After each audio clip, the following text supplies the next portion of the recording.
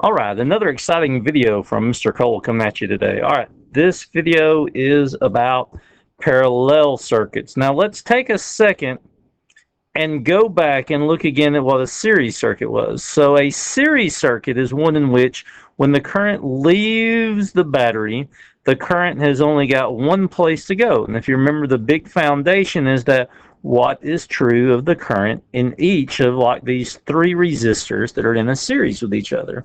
The current is the same all the way through. Now let's take a moment and go look at what is to be a parallel resistor. So let's go. To begin with, now this first one, this is not a parallel or series either. It's just a single resistor in a circuit.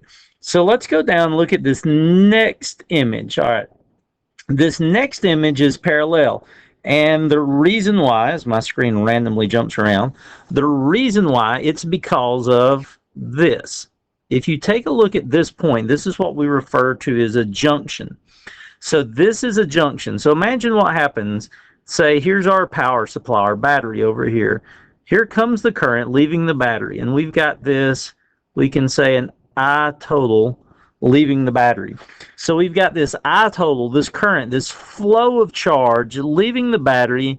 Now help me out with something. What's going to happen when it gets to this? It's just like a T in a water pipe.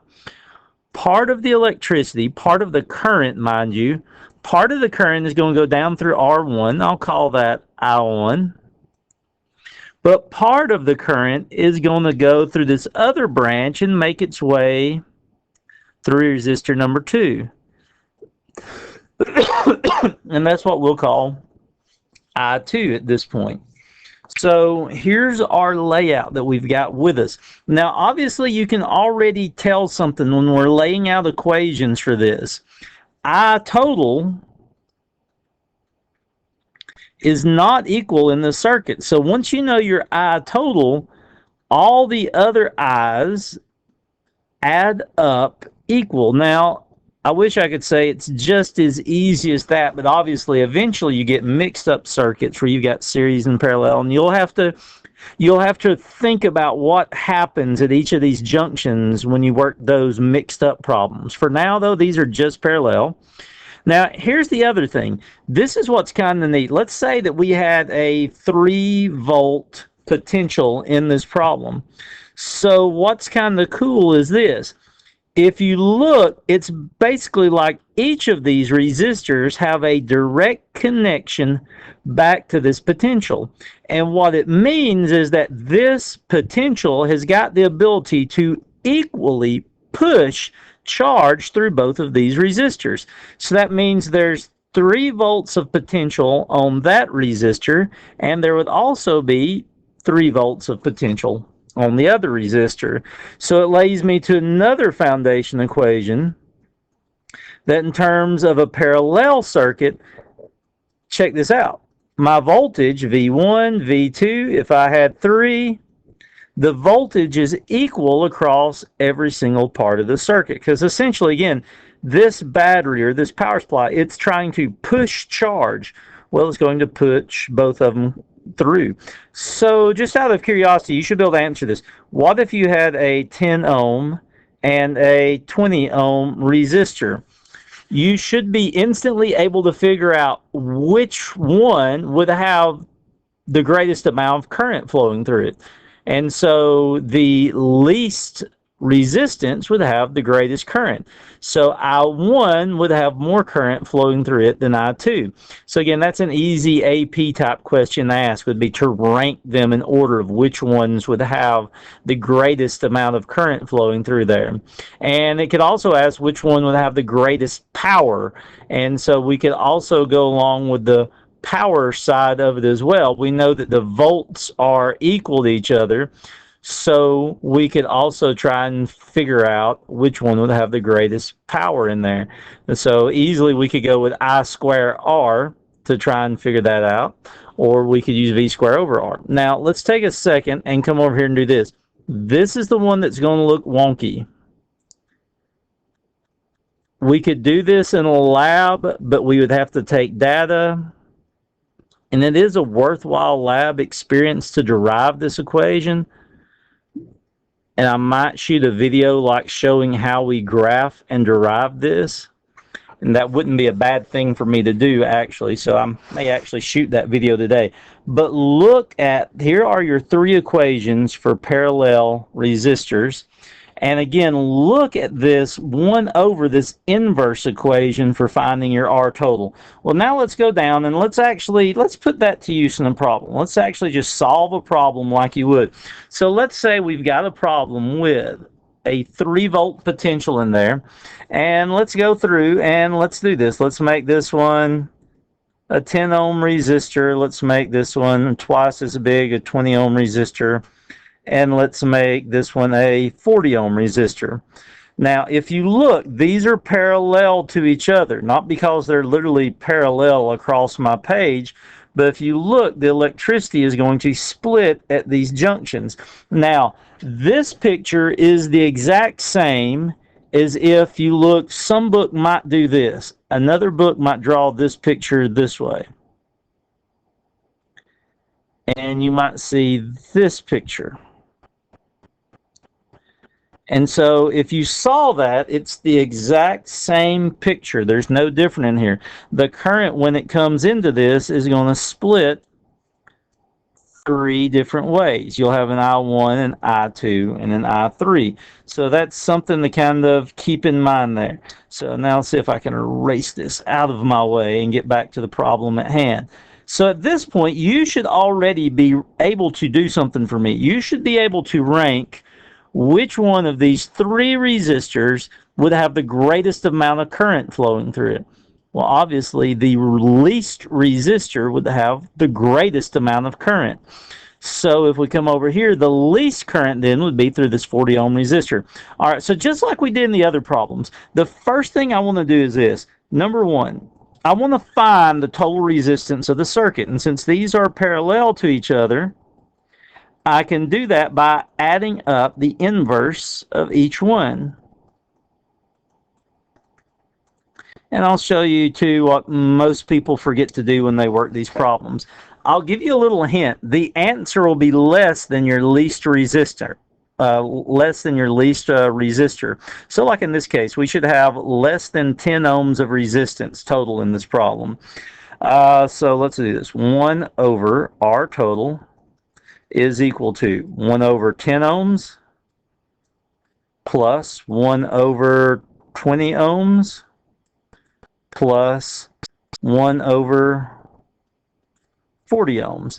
And then we could go take our, in my case, my Casio FX115 calculator. You could, however you want to put it in there, it's up to you. You could do it like this if you wanted. Plus, give me another fraction, 1 over 20 plus 1 over 40. And so our answer is 7/40. Now, here's the thing. The answer is not 7/40. Here, we'll even change that to a decimal, 0.175. You got to remember something. What you have just found is that R total is equal to 0.1 over R total. You have not actually found R total. You still need to take an inverse of this to actually get your R total. So the inverse, which would be 40 over 7, but in this case I can use the inverse button on my calculator, 40 over 7, which is 5.7 ohms. So my total resistance is 5.7 ohms. Well, that was easy enough. All right, now think back to yesterday. What was the second thing I always told you to try and find when doing one of these problems?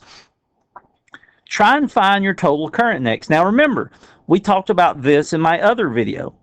Once you found R total, the only equation you will use for the remainder of this problem is Ohm's law. The only exception to that would be perhaps if it asks you to find power. And if it asks you to find power, just remember, power is nothing but current times potential. So we could use that equation. So to find our total current, we know that the voltage at the source was 3 volts. So 3 volts is equal to I, in this case, total.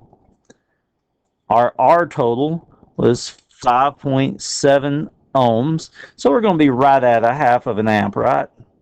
So 3 divided by 5.7. Ooh, I got an extra point in there.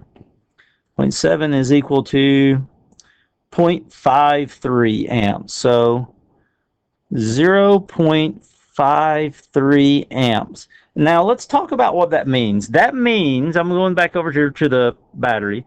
That means that leaving this battery is 0.53 amps.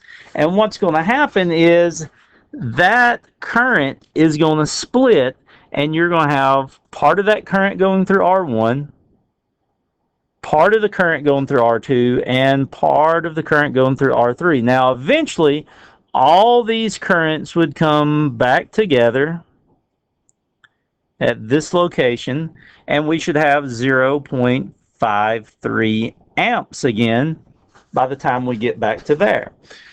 So how can we actually go through and find this I1, I2, and I3? How can we determine those? Well, remember, what's the only equation we'll use for the rest of the problem? V is equal to IR. So we'll use Ohm's law again. So here's the thing to remember. We talked about a little while ago. If I've got a 3 volt, and that was a oopsie. If I've got a 3 volt battery or a 3 volt potential on this parallel circuit, like in this one, if I had 3 volts, how many volts are on each one of these resistors? Well, 3 volts. The volts stay the same throughout the parallel circuit. So that means there's, in this case, I had 3 volts, so there's 3 volts on R1, 3 volts on R2, and 3 volts on R3.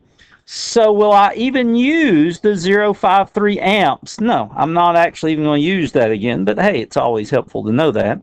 So there's 3 volts on the first resistor, I, times, we've got what, a resistance of 10 ohms. So that would be 0.3 amps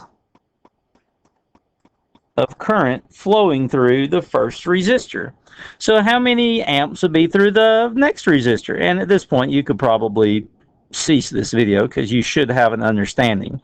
Because at this point, we're going to use 3 volts on the next one. So what would be in this case, I2 be 20. So 3 volts divided by 20 is what? I'll give you a hint. It's half as much as the 0.3. So we've got 0.15 amps flowing through the next one.